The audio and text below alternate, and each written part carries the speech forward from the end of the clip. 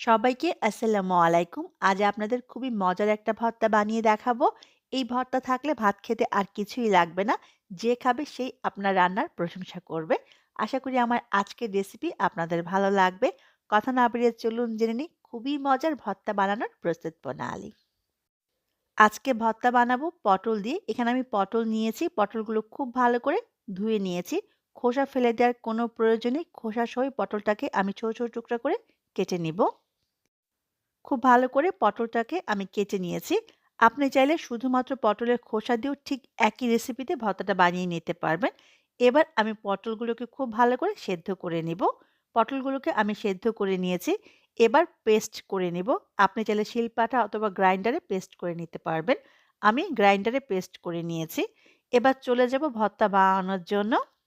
ভর্তা বানানোর জন্য চুলায় একটি প্যান বসিয়ে দিলাম। দিয়ে দিব ২ থেকে ৩ টেবিল চামচ পরিমাণ রেগুলার খাবার তেল। তেল গরম হলে দিয়ে দিব শুকনা মরিচ। এখানে আমি ২ থেকে ৩ টা শুকনো মরিচ ছোট, ছোট টুকরা করে নিয়েছি।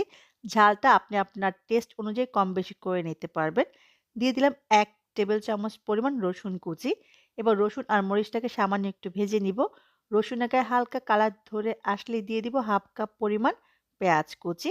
এবার পেঁয়াজটাকে আমি সামান্য একটু ভেজে নিব।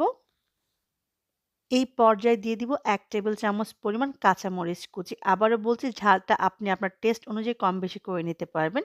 তবে ভর্তা একটু ঝাল হলেই খেতে ভালো লাগে। পেঁয়াজের গায়ে সামান্য একটু কালার ধরে এলেই দিয়ে দিব চিংড়ি মাছ। এখানে আমি ১/২ কাপ চিংড়ি মাছ নিয়েছি। বড় সাইজের চিংড়ি মাছ ছোট, ছোট টুকরা করে কেটে নিয়েছি। আপনি চাইলে ছোট চিংড়ি মাছ দিয়েও এই ভর্তাটা বানাতে পারবেন। এবার চিংড়ি মাছ আর পেঁয়াজ আমি একত্রে ভেজে নিব ২ থেকে ৩ মিনিটের মতো। দিয়ে দিচ্ছি স্বাদ অনুযায়ী লবণ। সুন্দর একটা কালারের জন্য দিয়ে দিলাম ১/২ চা চামচ হলুদের গুঁড়া, ১/২ চা চামচ মরিচের গুঁড়া, ১/২ চা চামচ জিরা গুঁড়া, ধনিয়া গুঁড়া দিয়ে দিব ১/২ চা চামচ পরিমাণ। এবার সবগুলো উপকরণ একত্রে ভেজে নিব মিনিট খানেকের মতো। মসলাটা মিনিট খানেক ভেজে নেওয়ার পরে যে পটলটা পেস্ট করে রেখেছিলাম সেই পটলের পেস্ট বা পটলের বাটা এই পর্যায়ে দিয়ে দিব। এই পর্যায়ে চুলার আঁচটা বাড়িয়ে অনবরত নাড়তে হবে পটলের গায়ে যে পানিগুলো আছে এই পানিটা সম্পূর্ণ শুকিয়ে যাওয়া পর্যন্ত। চুলার আঁচটা বাড়িয়ে ৫ থেকে ৬ মিনিটের মতো সময় লাগবে পানিগুলো শুকিয়ে যাওয়া পর্যন্ত। ফিরে এলাম ৫ মিনিট পরে ভর্তাটা আমার প্রায় রেডি হয়ে গেছে। দেখুন পানিটা সম্পূর্ণ শুকিয়ে গেছে। এই পর্যায়ে দিয়ে দিব ধনেপাতা কুচি। আমি এখানে ২ থেকে ৩ টেবিল চামচ পরিমাণ ধনেপাতা কুচি দিয়ে দিলাম। ধনেপাতা দিয়ে খুব ভালো করে নেড়ে আমি চুলাটা বন্ধ করে দিব। ধনেপাতা দেওয়ার পরে খুব বেশি সময় রান্না করব না। চুলা বন্ধ করে দেওয়ার পরে আমি ১ থেকে ২ চা চামচ পরিমাণ সরিষার তেল দিয়ে দিব। যারা সরিষার তেল পছন্দ করে না তারা বাদ দিতে পারেন। তবে ভর্তার সাথে সরিষার তেল দিলে এর টেস্ট অনেক বেড়ে যায়।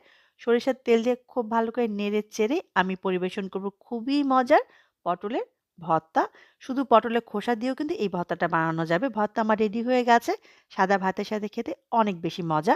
অবশ্যই বাসায় রান্না করবেন আর আমার কমেন্ট বক্সে জানাবেন কেমন হলো। আজকের জন্য আল্লাহ হাফিজ।